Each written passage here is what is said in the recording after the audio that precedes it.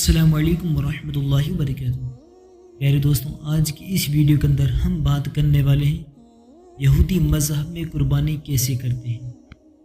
دوستوں، آپ اس ویڈیو کو آخر تک ضرور دیکھیں تاکہ پتہ چل سکے کہ ہم قربانی کرتے ہیں اور یہودی قربانی کرتے ہیں، اس کے اندر کیا فرق ہے۔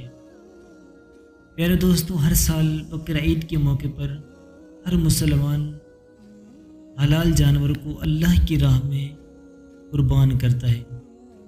اسی طرح یہودی مذہب میں قربانی کرنے کا رواج تھا، وہ بہت زیادہ اپنے عقیدے کے مطابق قربانی کیا کرتے تھے۔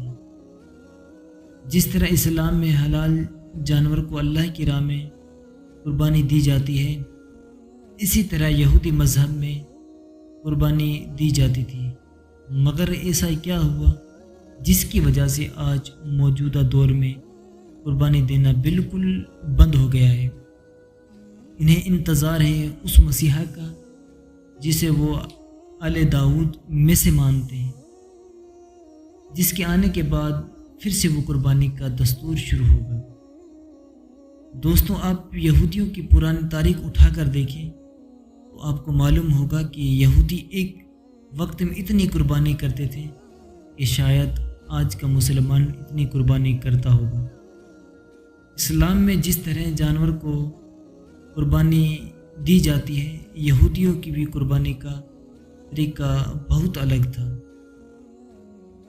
جس حلال جانور کی قربانی آج مسلمان کرتے ہیں، انہی حلال جانور کی قربانی یہودی بھی کرتے تھے، جنہیں قربان کہا جاتا تھا۔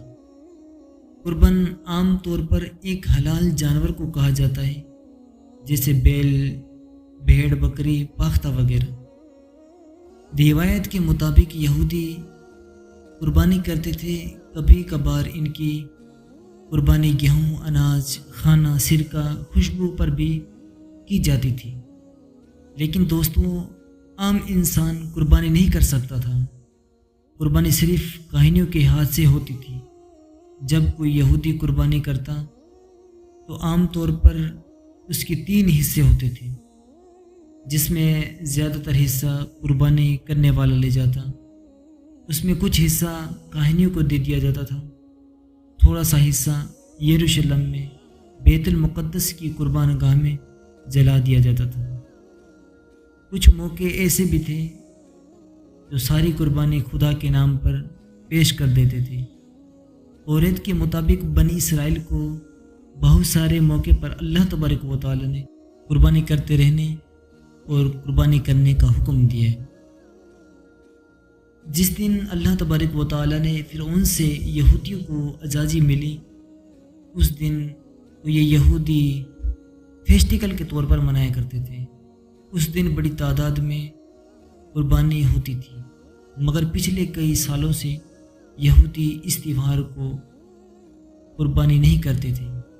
یروشلم بننے سے پہلے بنی اسرائیل صحرا میں رہتی تھی، اس دوران قربانی صرف خیموں میں کی جاتی تھی۔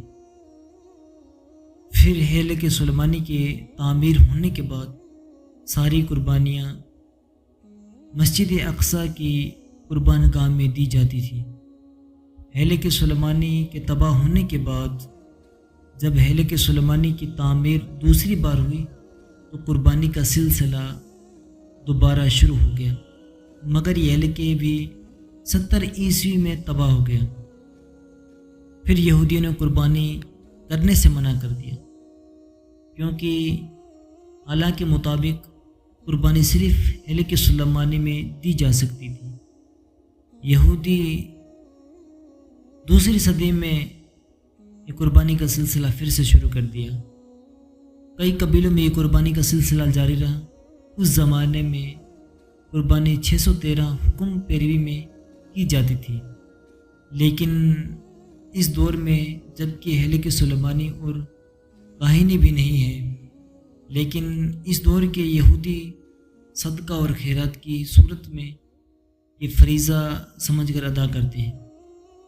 دوستوں، یہودیوں کے یہاں یہ عقیدہ بہت مشہور ہے اور یہودیوں کے بڑے عالم مانتے ہیں جب ہمارا مسیح آئے گا پھر سے ہیکل سلیمانی کی تعمیر ہوگی جانوروں کی قربانی کا یہ سلسلہ پھر سے شروع کیا جائے گا۔